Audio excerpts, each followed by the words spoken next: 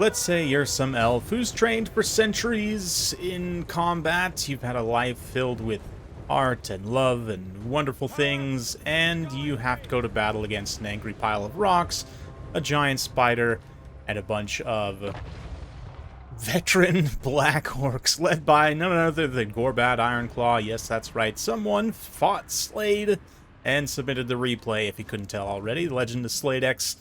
Friend of the channel for sure, always getting these wild battles. Time to see one out in the wild, as he's going to take his orcs. He's got the Arachnarok Queen as well, the biggin rogue idol.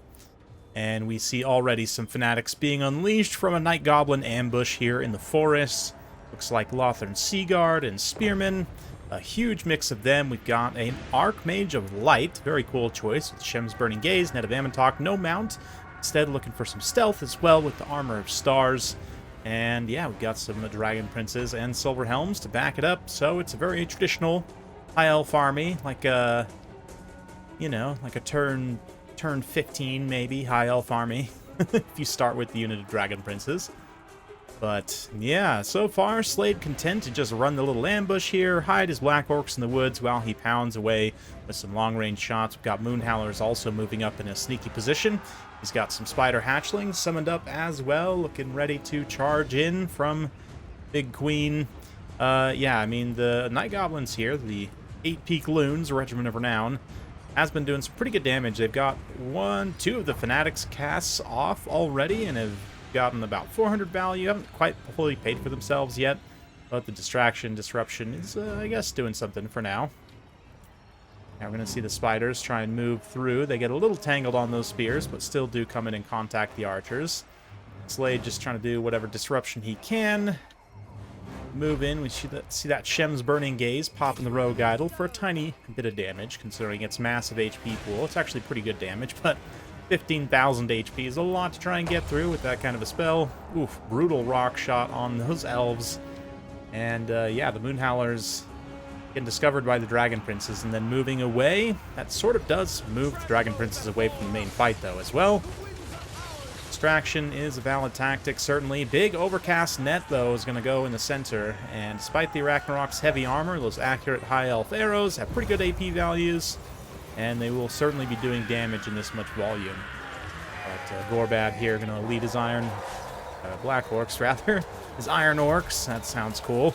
Yeah, going to lead him forward, but that Arachnarok there, yeah, got the Spider summon off, but still taking a huge amount of volume of fire. I mean, granted, considering the volume of fire it has taken, the damage is still relatively low, but the Black Orcs do get in the fight. They're going to pop a wad and just start to pound through his Rangers and other units. Yeah, Silver Helms charging in straight into the teeth of the no longer AP Crimson Killers, but they have 93 weapon strength, so it's like, you know, at that point, with Flaw active, it might as well be. I mean, they probably have more AP than a lot of straight-up AP units. Yeah, 22 armor-piercing damage per hit is a lot. Wow, up to 112 weapon strength with everything popping off right now. Spirit of Gork, Orcs are the best. Gorbad just absolutely juicing those guys. I mean, granted, they are just fighting Silver Helms right now, but still, this pocket of archers is pretty dangerous, just able to unload a lot of their ammunition. Unfortunately, Slade's disruption it has been well disrupted. And yeah, the Moonhowlers kind of hanging out, still threatening enough to keep the Dragon Princes away for now, but they have decided to move in instead. Try and go after those Black Orcs. Arachnarok Queen as well. Probably hasn't gotten a ton of value herself yet. Spiderling summons probably got some value, but considering how expensive she is, not enough to justify it. But that being said, the Rogue Idol is still completely healthy, and it's got a lot of infantry to pound out. It is technically the most expensive thing here, so really the Crimson Killers, or whatever other units, eating as many arrows as possible is a benefit to the Rogue Idol in the long run. Perhaps could carry the late game here, but let's see. As I've chronicled in a past video some time ago, but Gorbad definitely synergizes great with the Rogue Idol as well. His support buff's just generally quite strong, and his splash attacks here, you can see him doing that little sweep and strike there. Doing a solid splash. Cutting through those guys, little gobbo bro, back him up and throwing around those itchy nuisances and sneaky stabbins. Nice little buff debuff bot there. And yeah, the Ragnarok Queen gets matched up against Silver Helms. It does get to put its anti-large to a little bit of use, but there's some spearmen mixed in there, so it's not going to be the greatest fight in the world. The Rogue Idol does move through into the woods. Will be debuffed slightly, but still makes some contact there on those units. Another wall being popped as the Ragnarok switches away from that cavalry, rear charges some other cavalry over here. Moonhowler's getting in the fight, tying up those Silver Helms, allowing them to get pounded out by the more powerful Orc and Spider units. Dragon Prince is going to suffer a similar fate here as well. Crimson Killers, though, finally running out of steam. We see that Gork will fix it. I get it. It's kind of like little spider webs. I actually haven't looked that much at the VFX rework for Lore of Little Big Law since they did it a while back, but that actually makes a lot of sense. I think usually this one is being casted on like big blobs of units. You don't technically see the ground effect that much, but it's cool. Anyway, the Moonhowler is also charging through, getting on those archers. Yeah, at this point, the Rogue Idol is basically just, it's an HP race to try and get through the Rogue Idol. It does have a fat 12,800 HP at this point, dropping, but still, there's a decent amount of ammunition left on all these archers as well. So, what will run out first, HP on the Rogue Idol or the archer's ammunition? That's really what a big portion of this battle comes down to at this point. That being said, Spider still being quite healthy. Being able to pull up another Spiderling summon. I believe that's probably the last one. Yep. A lot of the Spiderling summons have been used, and I mean, it's not like they get a crazy amount of value, but little, 40, 50, up to 100 there. Those are archers. Yeah, well, I mean, we'll see this one. If it actually gets into some units that it's a little bit better against, but Spiderlings are useful just a number of things, right? You can use them to block, use them to chase, just use them for the poison effect. Go after skirmishers is probably the best use of them, as they're kind of a demi-light cavalry unit. This one actually gets rear charged by those Dragon Princes, and what was a favorable situation is immediately going to turn against them. But yeah, Net here is not going to save the Archmage of Light either, and she gets surrounded, absolutely pounded by Black Orcs and Spider as well. It's a terror rout, another itchy nuisance. Make sure that she can't escape. Other units can't necessarily come effectively help her. Meanwhile, the Rogue Idol continuing to go to Pound Town on all these Spearmen units, and also when the archers turn to, try and bail out the Archmage by shooting these Black Orcs, that is once again more ammunition that's not going into the big Rocky Boy here.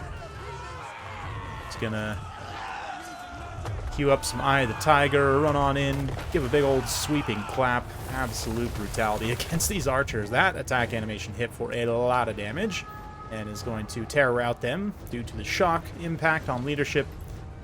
Yeah, a lot of people forget, but there is actually that damage sustained value actually does include a lot of different things. There's like a modifier for having taken a certain percentage of your HP within various time intervals, usually within the span of like, I think there's one for like a handful of seconds, one for like maybe 10, 20 seconds. I forget exactly, but anyway, yeah, it does lead to their leadership dropping even further and a quick tear rout. But a lot of other units for the Green Tide are routing. Archmage managed to come back. The Ragnarok Queen gets routed off. No more summons there. Gorbad's still relatively healthy, but this is a conquest game. And right now, the conquest points are accruing in the High Owl's favor, as they've been able to hold the objective pretty much the whole game. These Black Orcs trying to fight to it right now, but Slade, we're going to fast forward a little bit as he trudges his biggin over here. The Rogue Idol is going to get to the objective and try and hold it down with his immense girth. Which, to be fair, understandable. We'll see if Slade's able to take it in time. He's got, a little under a minute, right? Or, sorry, a little over a minute. Yeah, like 2 minutes, basically, to try and take it back, given that limit is 600. The little orcs to the best. Magnified, multiplied with sneaky stabbing, 92 melee attack, 1.4 thousand weapon strength. Wowza. Yeah, I mean, it is going to hit whatever units, but unfortunately that splash attack only hit like 1 or 2 unit models, which is Yeah, quite painful. One big downside for the Rogue Idol is the attack animations are so slow that, like, even with those multiple buffs, it really only got, like, one attack with both of those buffs stacked, which is pretty sad, to be honest, but it is what it is. Rocky Boy gets onto the objective. He's going to take it and hold it. High Elves not wanting to oppose him in melee, but critically, the archers have just enough ammunition to rampage the Rogue Idol, and yeah, I'm sure Slade is cursing at his screen right now. Well, in the past, but yeah, let's see where the Rogue Idol goes. For now, he's kind of defending the objective, which is good. This Spearman is immediately going to get terrified away and shatter even. And unfortunately, the Rampage AI doesn't differentiate if units are shattered, so it's going to start chasing the shattered unit away, which is bad. I don't have to tell you, that is quite bad. Archers are going to use this opportunity to lose a few more shots that way. This unit of archers in particular has a decent amount of ammunition left, only 36 unit models, but still enough to do some damage for sure over time. Gorbad's going to try and hold it himself with his three Black Orcs, who I think are maybe just going to rout here. Maybe not, actually. They move through. They're going to recharge the Dragon Princes and finish off their last few unit models. Probably finish the unit there, but oh man, an archer just stabbed a Black Orc in the back and actually shatters their unit as well. So yeah, it's up to Gorbad to hold it, but unfortunately, as a solo orc, he doesn't have the capture weight to maintain the objective, and even still, excuse me, some of the high elf units can kind of puppy guard him away from the objective to a degree and just outside of the zone anyway. And unfortunately, the Rogue Idol found a new unit of routed spearmen to chase after that other shattered one got out of his rampage range. And given his immensely slow speed at this point, don't forget that Rogue Idols, they get slower, well, as they get exhausted. But I thought does this not actually impact speed? No, but it does give the rampage, right? So their armor goes down, weapon strength goes up, and at the last tier, they get rampage, which is most unfortunate. Yeah, only 19 speed. Wounds, terrain, and debilitated. Oh, actually, it shows the terrain modifiers now. That's interesting. I didn't realize that.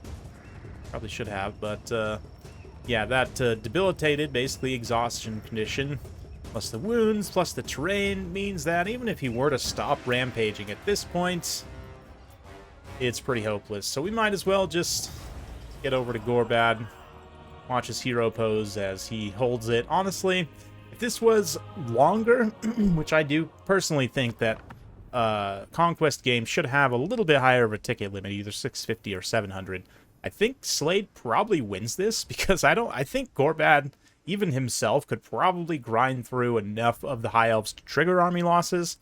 You know, even if the Rogue Idol takes minutes to come back, he might not affect the battle any more than he did, but Gorbad has a chance, I think, to just win it himself, to be honest. And of course, without that rampage, without crossing that rampage threshold, the Biggin definitely could have held that last objective, no problem. But that's why they play the games. Big thanks to Holy Spanner for setting that one in. GG, well played to both.